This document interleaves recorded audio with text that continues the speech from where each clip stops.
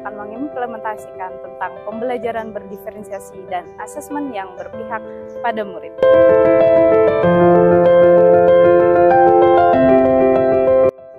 Baik, jadi pembelajaran berdiferensiasi adalah pendekatan yang mengakui bahwa setiap murid memiliki kebutuhan, minat, dan gaya belajar yang berbeda. Dalam konteks ini, guru berperan sebagai fasilitator yang mengadaptasi materi, strategi pengajaran, dan penilaian untuk memenuhi keragaman tersebut. Bayangkan sebuah kelas di mana setiap murid tidak hanya belajar dengan cara yang sama, tetapi juga diberi kesempatan untuk mengeksplorasi topik sesuai dengan ketertarikan mereka. Misalnya, seorang murid yang lebih suka belajar melalui visual dapat diajak menggunakan video atau infografis, sementara yang lain lebih menyukai pendekatan kinestetik. Dapat terlibat dalam kegiatan praktik atau proyek. Dengan cara ini, setiap murid merasa lebih terlibat dan termotivasi dalam proses belajar. Assalamualaikum.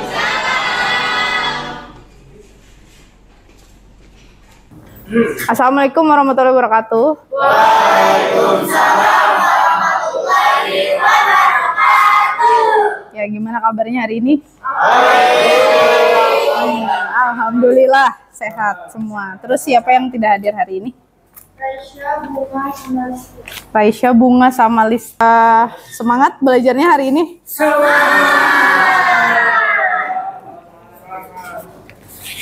Hari ini kita akan mempelajari tentang fungsi komposisi. Oke, baik. Sebelum kita mulai, ada 5 kesepakatan kelas kita yang sudah kita buat sebelumnya. Yang pertama, bisa dibacakan? Ya. Tepat waktu dan menghadiri kelas. Lalu yang kedua, setiap siswa wajib membawa buku pelajaran. Yang ketiga, tidak ada ponsel yang aktif saat pembelajaran berlangsung, tapi nanti kalau misalkan ibu minta kalian mengeluarkan HP, ya dikeluarkan saja. Terus dilarang untuk berlarian selama pelajaran, angkat tangan sebelum bertanya atau mengeluarkan pendapat. Sepakat? Semuanya sepakat, karena itu kesepakatan kelas yang sudah kita buat. Nah, sebelum kita mulai, kalian duduknya dirapikan dulu, bajunya rapikan dulu. Duduknya rileks.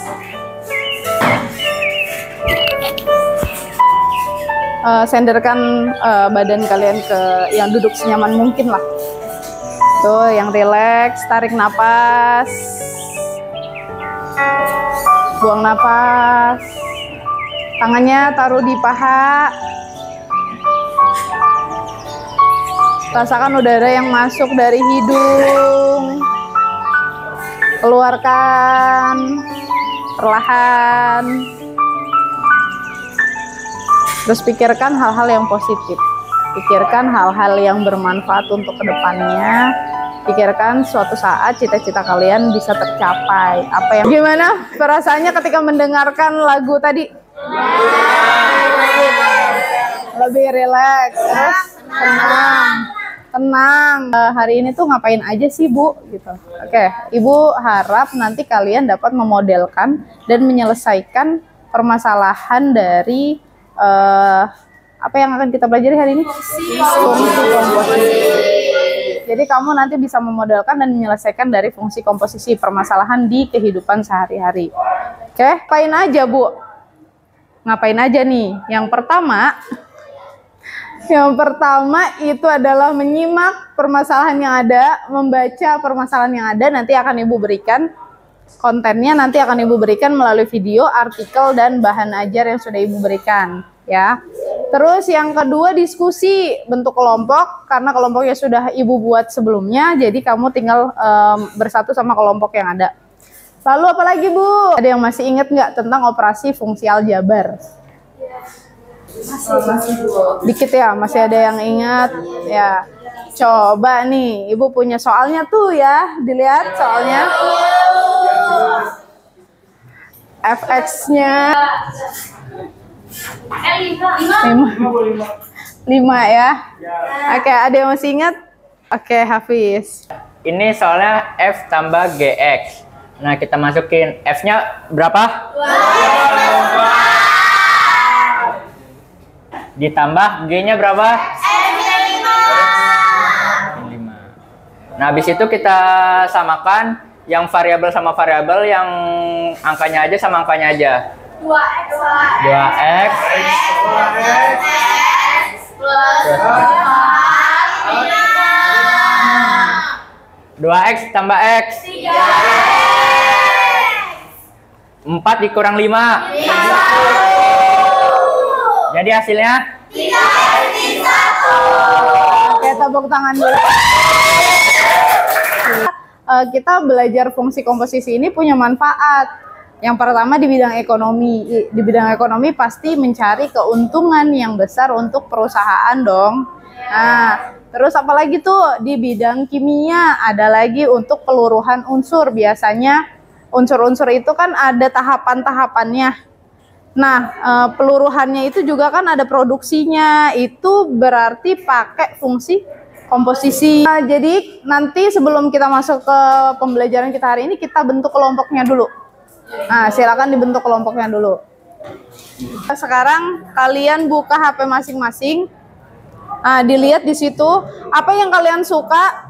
Kalau misalkan kalian suka nonton video, berarti klik videonya. Kalau kalian lebih suka baca, mendingan lihat artikelnya. Kalau lebih suka lihat mind mappingnya, berarti klik mind mappingnya. Di situ udah Ibu sematkan. Oke, silakan dibuka. Oke, silakan diskusi. Nah, kalian jangan lupa tulis nama dan kelas di depannya. Terus kalian isi di kotak yang sudah disediakan. Baca dulu masalahnya.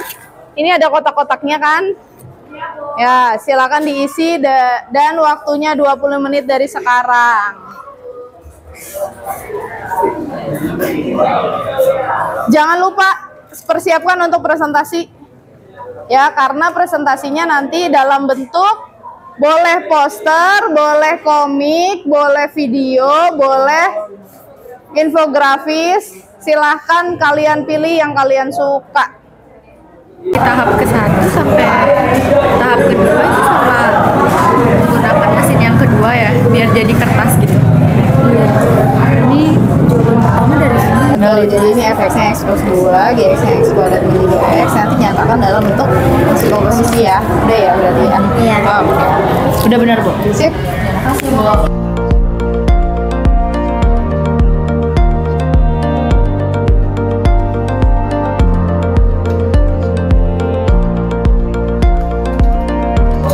Nah, sekarang persiapkan untuk presentasi.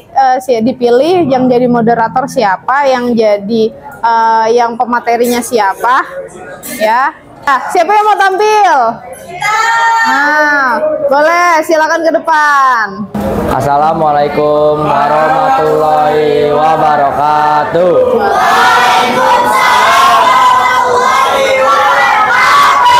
Perkenalkan, kami dari kelompok 5 akan menjelaskan materi tentang fungsi komposisi. Fungsi komposisi. Konsep komposisi fungsi pertama kali dikembangkan dalam konteks kalkulus dan matematika modern oleh para matematikawan pada abad ke-18 dan 19. Di sini fx-nya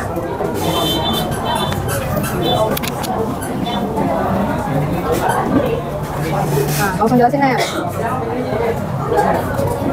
Nah, di sini kan fx-nya 2x plus 1, gx-nya x min 3. Nah, ditanya tuh f bulat, gx. Nah, kita pakai rumus f, g, x.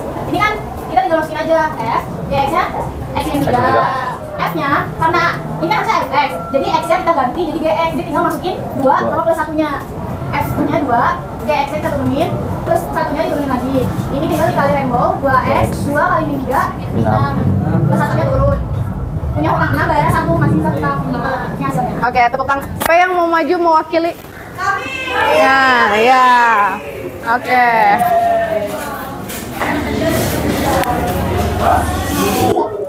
Bawa kursi. Assalamualaikum Warahmatullahi wabarakatuh. Waalaikumsalam. Kami kelompok 4 ingin mempresentasikan hasil diskusi kami. Oke, assalamualaikum warahmatullahi wabarakatuh. Selamat siang semuanya. Waalaikumsalam warahmatullahi wabarakatuh. Ya, jadi di sini, jadi hari ini saya mau nerangin ke kalian tentang materi fungsi komposisi. Pertama di sini ada yang tahu nggak pengertian fungsi komposisi itu apa? Ya, silakan. Jadi fungsi komposisi merupakan gabungan lebih dari satu fungsi, misalkan diketahui fungsi fx dan gx. Jika ingin mencari pemetaan suatu nilai terhadap fungsi fx yang hasilnya dilanjutkan terhadap fungsi gx, maka akan digunakan untuk fx. Iya, betul sekali. Mas sejarah fungsi komposisi ada yang tahu nih? Ya. Jadi fungsi komposisi pertama kali dikembangkan oleh Leibniz pada tahun 1673. Oke, makasih, Ta.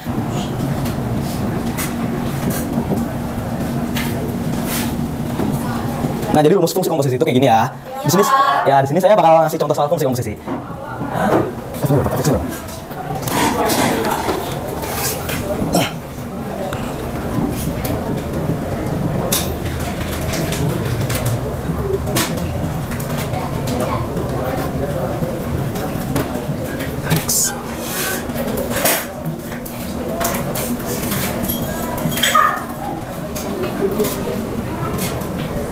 Nah, ini ada yang mau nyoba jawab gak nih? Mana yang ada? Mana ya? Nah, jadi kan tadi berdasarkan rumus yang F bundaran G sama dengan FGX itu, kita masukin dulu nih rumusnya. F bundaran G X sama dengan Tepuk tangan dulu. Boleh tutup. Sekian presentasi dari kami. Wassalamualaikum Assalamualaikum warahmatullahi wabarakatuh. Waalaikumsalam warahmatullahi wabarakatuh. Silakan. Sudah? Bagus banget tadi presentasinya. Dari tepuk tangan juga untuk kelompok Janet dan Gavin. Tepuk tangan dulu. Dan tepuk tangan juga untuk semuanya yang sudah berusaha dan bekerja sama dengan baik.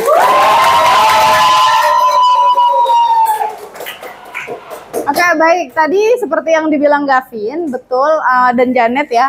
Karena ini ada dua rumus nih yang harus kita pahami. F bundaran GX itu FGX, G bundaran FX itu GFX. Jangan kebalik-balik. Kalau FGX berarti GX-nya yang disubstitusikan ke F. Kalau GFX berarti FX-nya yang disubstitusi ke G. Berarti kalau ini F bundaran G berarti FGX. GX-nya berapa? FX-nya berapa? Nah, si X ini yang kita ganti jadi si GX. Jadi GX-nya itu X kuadrat min 3X. Nah, selesai karena nggak ada variabel lagi yang sama. Berarti cukup sampai situ. Begitu ya? Ya. Sudah paham? Nah, sudah mengerti? Nah, baik. Kita lanjut. Berdiri dulu semuanya. Kalau ibu bilang tepuk sekali, bilang yes. Kalau 2 kali oke. Kalau 3 kali berarti semangat. Tepuk sekali. Tepuk 2 kali. Tepuk 3 kali. Oke, tepuk tangan dulu buat saya. Duduk kembali.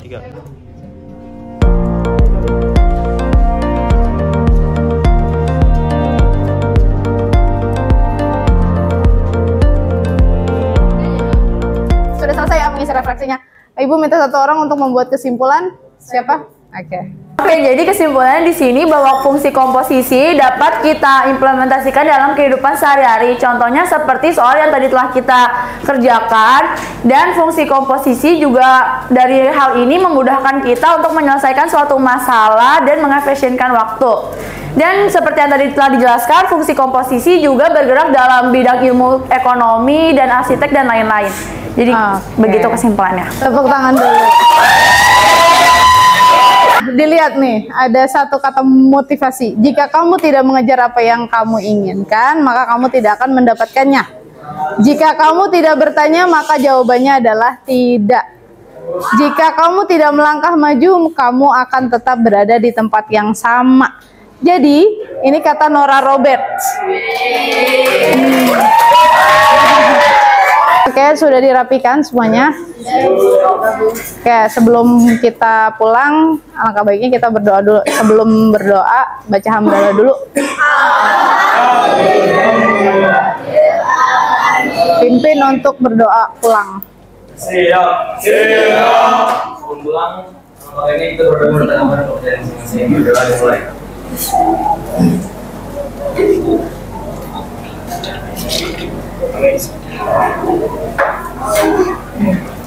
Doa selesai. Memberi salam. Assalamualaikum warahmatullahi wabarakatuh. Waalaikumsalam warahmatullahi wabarakatuh.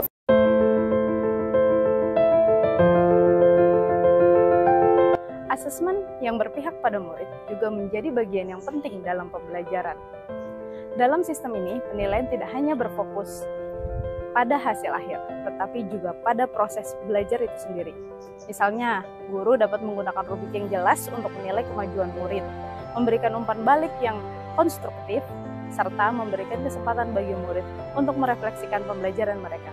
Dengan pendekatan ini, siswa merasa dihargai dan lebih bersemangat untuk belajar, karena mereka tahu bahwa proses dan usaha mereka dihargai. Ketika pembelajaran berdiferensiasi dan asesmen berpihak pada murid diintegrasikan, terciptalah lingkungan belajar yang inklusif dan mendukung. Hal ini tidak hanya mendorong pencapaian akademis, tetapi juga membangun kepercayaan diri dan keterampilan sosial murid. Di akhirnya, pendekatan ini mengedepankan pengembangan karakter dan keinginan untuk terus belajar sepanjang hayat.